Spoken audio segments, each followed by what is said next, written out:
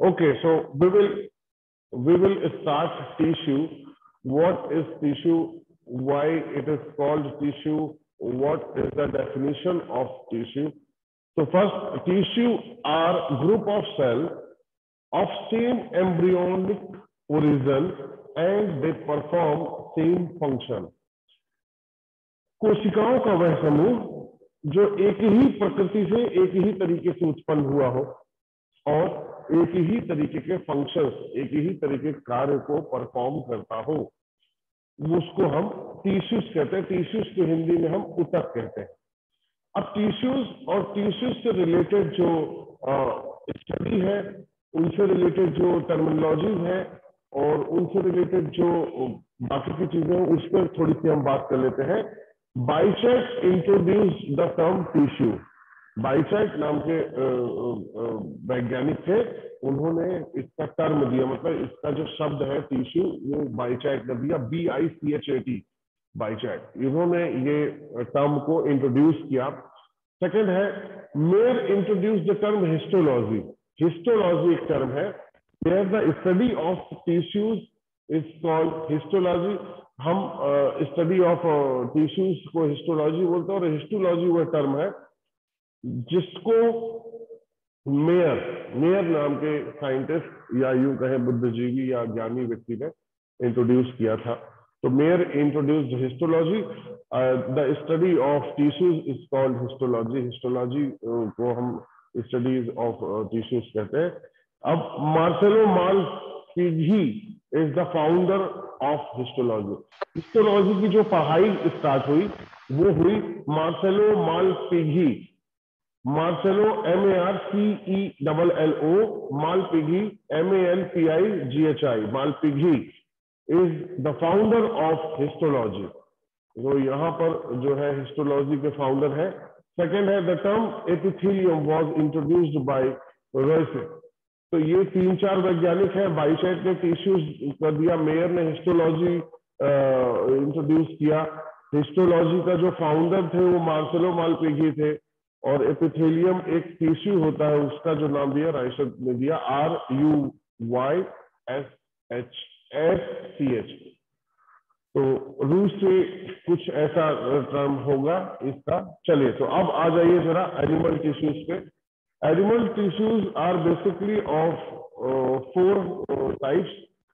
सो animal tissues मतलब जंतु ऊतक जो होते हैं वो 4 प्रकार के हैं।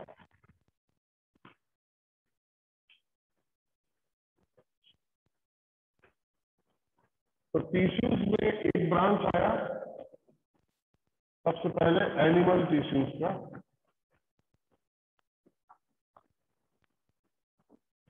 सेकेंड है प्लांट टिश्यू का।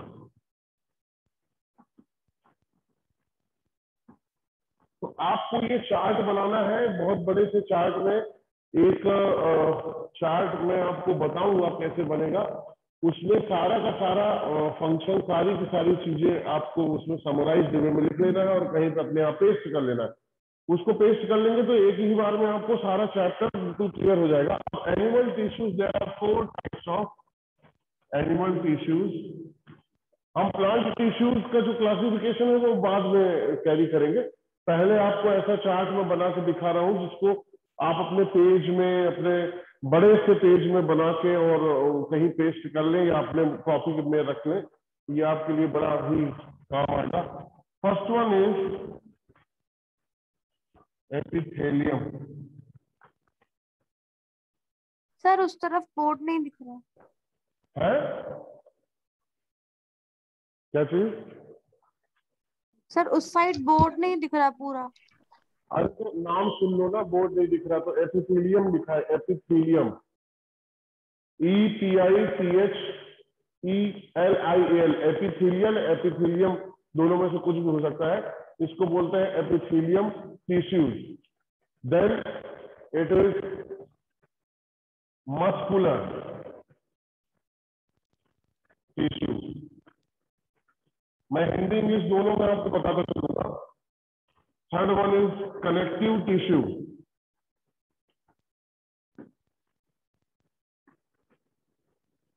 And fourth one is nervous tissue.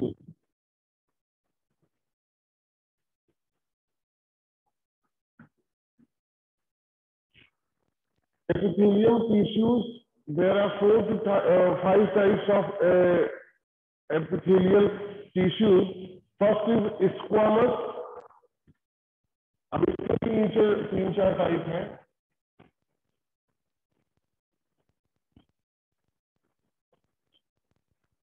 Squamous. Second is cuboidal.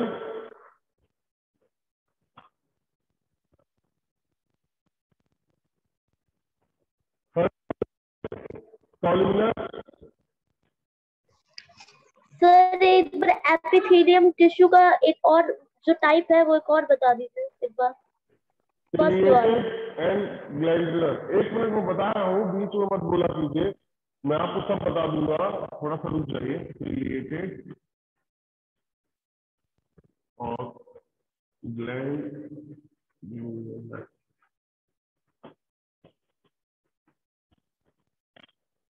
First है एपिथेलियल या एपिथेलियम का जो फर्स्ट पोर्शन है वो है स्क्वामस. बहुत सारे लोग वेटिंग में. हाँ सर हाँ बोले. पेज नंबर 74 में सर टाइप दिए हुए हैं टिश्यूज के. तो ऐसे तो पूरी किताब में सब कुछ ज्ञान दिया हुआ है, तो क्यों नहीं पढ़ लेते हो? इतना बेवकूफी वाले जवाब सवाल करते रहते हो मेरे से. ऐसे तो पूरे चैप्टर दिया हुआ है, तो पढ़ क्यों नहीं लेते हो? पेज नंबर क्यों बता रहे हो मेरे को?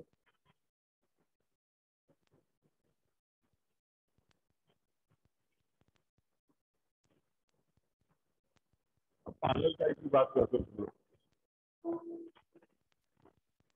तुमको मैं पढ़ा रहा हूँ, बता रहा हूँ कैसे पढ़ना है, क्या करना है, कैसे नोट्स प्रिपेयर करना है, उसमें सिलेक्टिव चीजों को कैसे हमें क्लासिफाई करके याद करना है.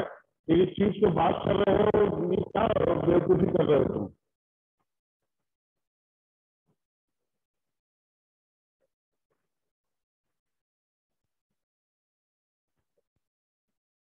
देखिए ऑनलाइन क्लासेस में इसका मतलब ये नहीं कुछ भी बोलेंगे, है ना. और आइंदा से भी क्लास में तो सीधा आपसे बोलते रहना ऐड करने के लिए, तो क्लास में बेवकूफी वाली बातें करते चलो.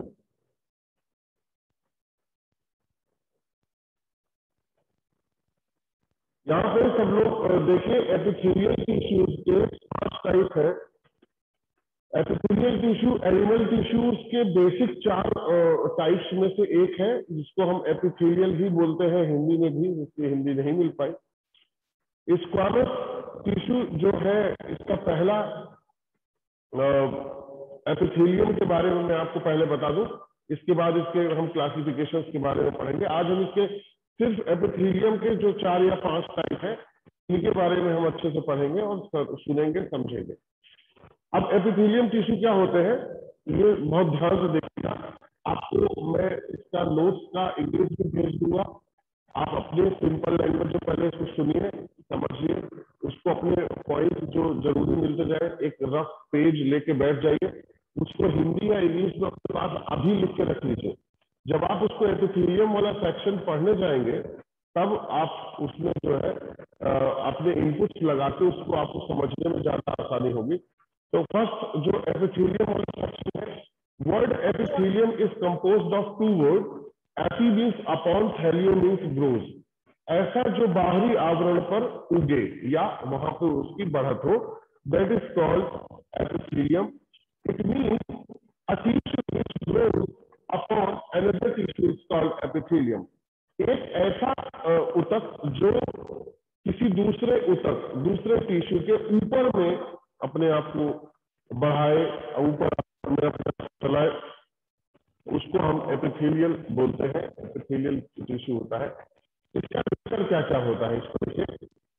टिश्यू जो सबसे सरलतम टिश्यू है, it is the protective tissue of animals body. ये रक्षा देता है, आवरण है, एक प्रोवाइड कराता है टिश्यूज के. हम कुछ जनरल चीजों के डिस्कशन पे जा रहे हैं.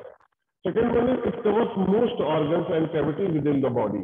सारी की सारी कैविटीज और सारी की सारी ऑर्गन्स को ये कवर करता है और ये सेपरेट भी करता है। मतलब जैसे आपने एक थैली में बनाना रख दिए, एक थैली में सेब रख दिए, एक थैली में आपने कोई दूसरा फल पपाया रख दिया, एक में मैंगो रख दिए। यदि वो झिल्ली में होंगे, अलग अलग सेक्टर्स में डिवाइडेड होंगे, अलग अलग पैकेट्स में डिवाइडेड होंगे, तो हमें आइडेंटिफाई करना और कैरी करना बड़ा आसान होगा। यदि आप बोलता है पूरे बनाना बच्चों को बांट दीजिए, तो आप सिर्फ बनाना वाला पैकेट उठाएंगे और सीधा बांट देंगे। टिश्यूज को अलग अलग सेपरेट करने का भी काम करता है।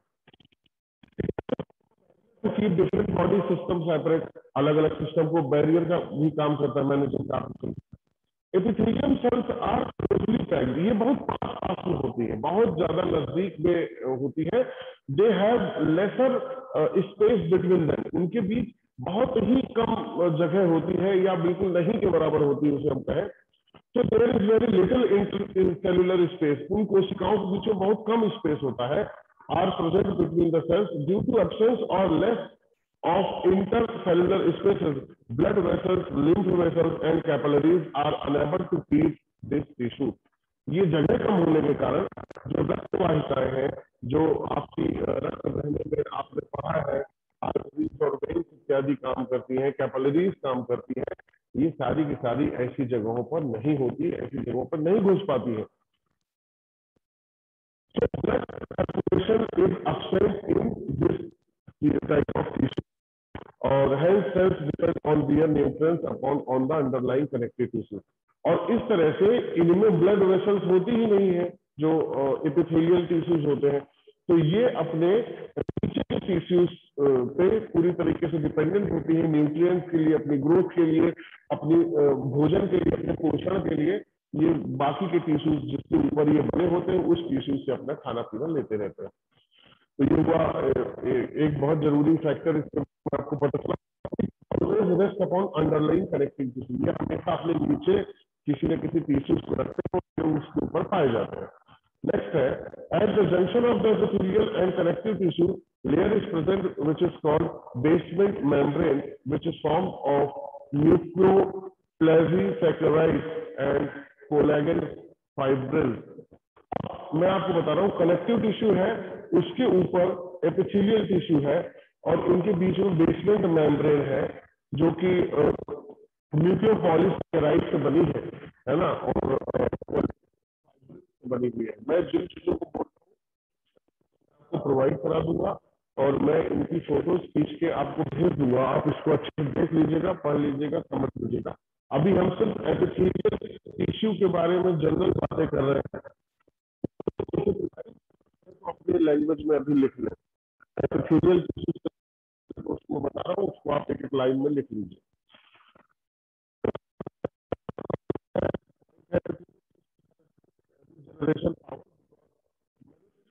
cells can divide to replace old and dead cells।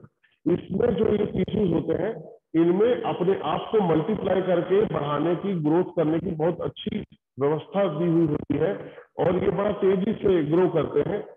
जैसे डेड स्किन को खत्म करके उसकी जगह लाइव स्किन आ जाती है, ठीक उसी तरीके से the skin and leaning of buccal cavity जो खाने होती है, ब्लड वेसल्स एल्यूविली, फेफड़े में एल्यूविली होते हैं, है ना, लंग्स में, द किडनी ट्यूबल्स वृक्क में of epithelial tissue, that this tissue which involve first in animal kingdom and appears first during embryological development in the epithelial। Voice clear नहीं आ रही सपना पटेल? सिर्फ तुम्हें नहीं आ रही कि बाकी लोगों को भी नहीं आ रही? हम लोग को नहीं आ रही। यस सर, नहीं आ रही है सर क्लियर। तो अभी तक क्यों नहीं बोल रहे थे आप लोग?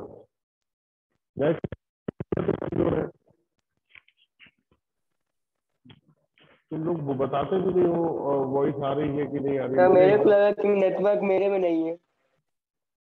यस सर, मुझे भी यही लगा। यस सर, मुझे यस सर थोड़ा ज्यादा लगा। नहीं आ रही sir. Hello hello, yes sir, आ रही है। यस सर, यस अभी ठीक है? Yes yes sir. सर। हाँ सपना पटेल बताएं।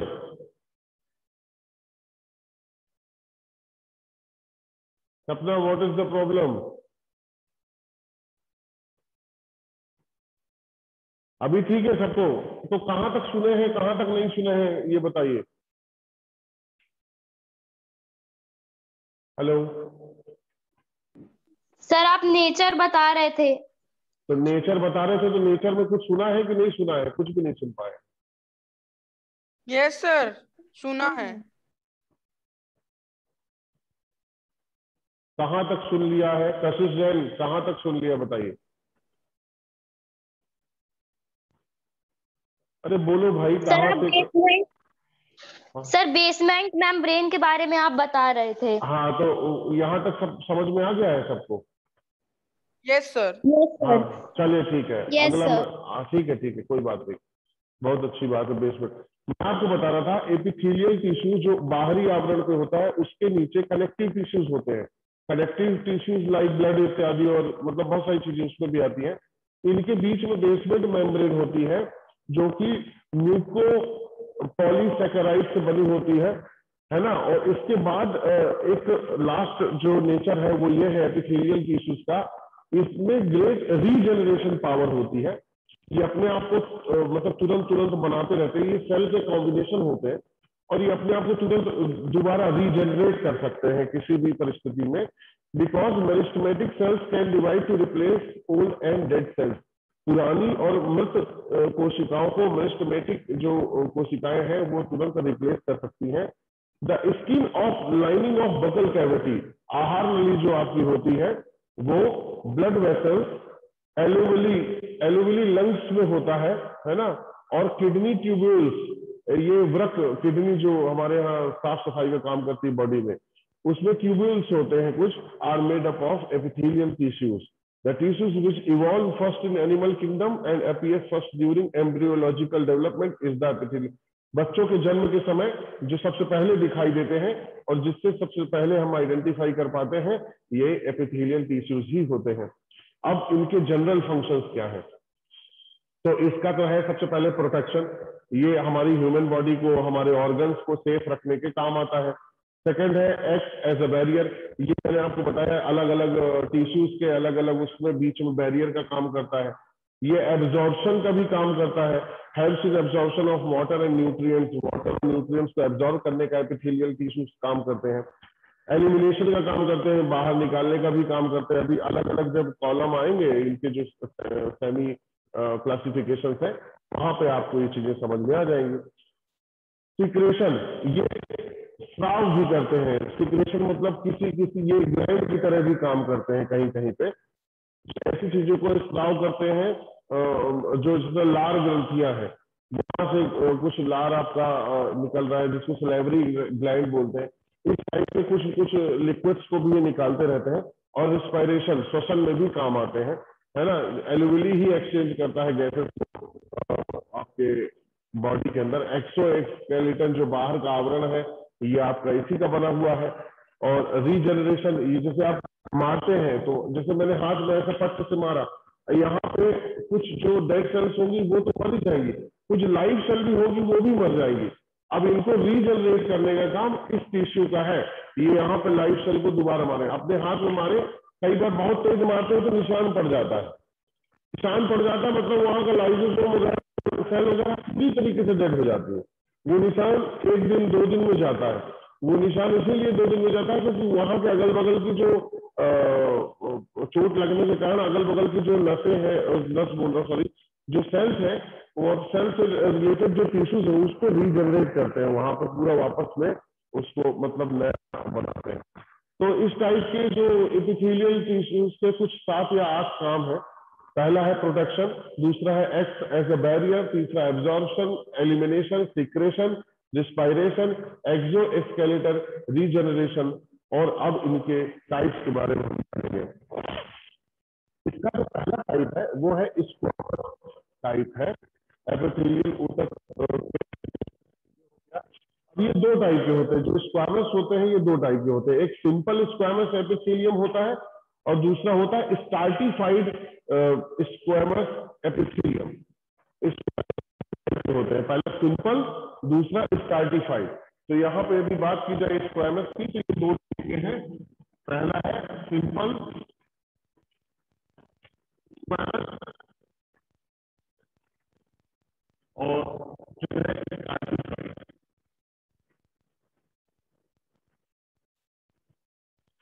स्क्वैमस।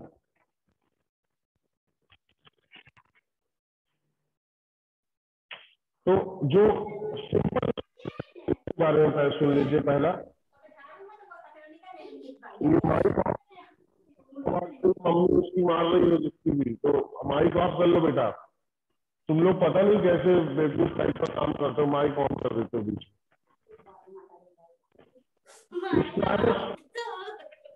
सर आपकी वॉइस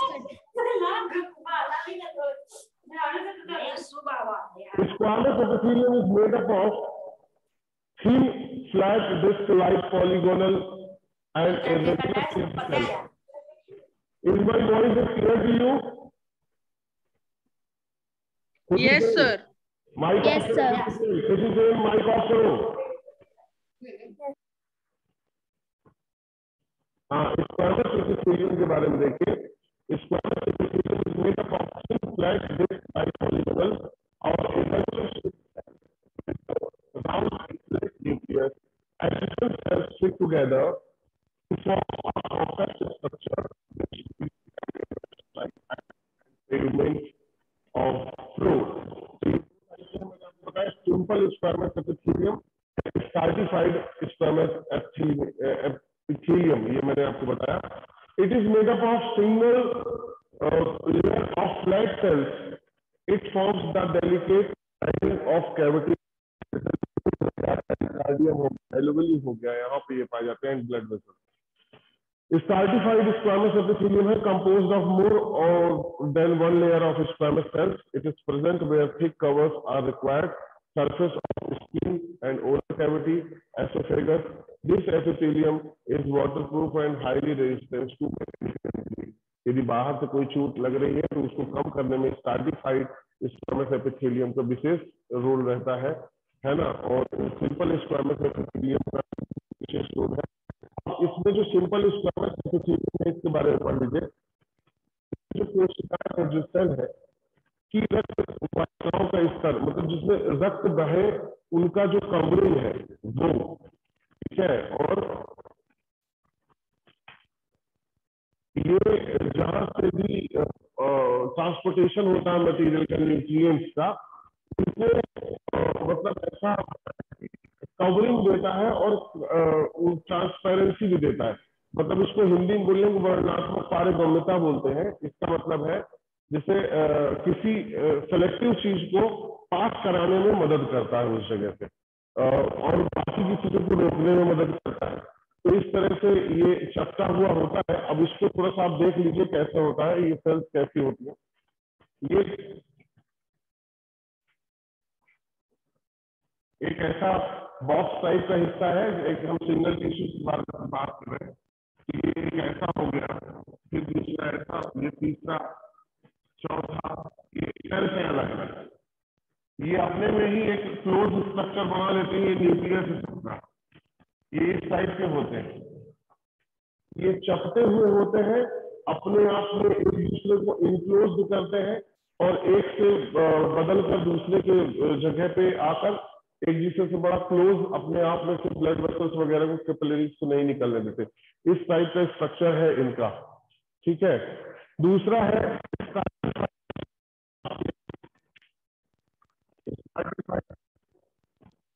मिला जुला फंक्शन है। जो इनके फंक्शन समझिए, स्क्वैमस एपिथेलियम के फंक्शन क्या होते हैं। It protects the internal organs of body from mechanical injury, defect, desiccation, entry of germs, chemical and drawing. देखिए, केमिकल अंदर पहुंच जाए, सूखी हो जाए अंदर से स्किन, और पानी का जो अवशोषण है वो रुक जाए, और बाहर की जो चोट है, ये सारी चीजों को ये मतलब बॉडी को प्रोटेक्ट करने में काम आते हैं। It form a selectively permeable surface through which filter occurs. Filtration पसीना निकलता है शरीर के बाहर, तो वो कहीं ना कहीं एपिथेलियम से टच होकर बाहर निकलता है, स्क्वामस एपिथेलियम से टच होकर बाहर निकलता है। थर्ड है, if certain organs is also facilitate diffusion of gases, ये डिफ्यूजन मतलब प्रभावित करते हैं, लाते हैं।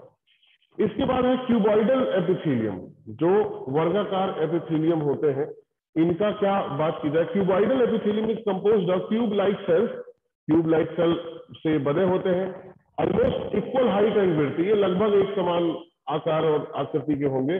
The cells appear square like a vertical section but their free surface seems to be hexagonal.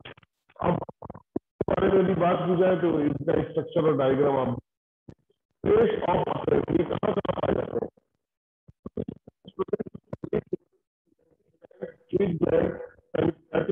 Thyroid इत्यादि। also provides mechanical support, mechanical support करता है और बाकी की चीजें। आज हम ये दो चीजें पढ़ रहे हैं और कॉलमनर और ये बाकी की जो चीजें हैं मैं आपको भेज दूंगा, आप पढ़िएगा, जो समझ में आए ठीक है तो कोई बात नहीं, कनेक्टिविटी उठाएंगे। और कॉलमनर, ग्लैंडुलर और सिलिएटेड, इनको आप आपस में पढ़िए, मैं इनको नेक्स्ट अपनी क्लास में डिस्कस करूंगा। अभी टाइम ज्यादा हो रहा है, नेट भी आज थोड़ा ठीक नहीं है, आज के लिए इतना बहुत है। Okay, thank you.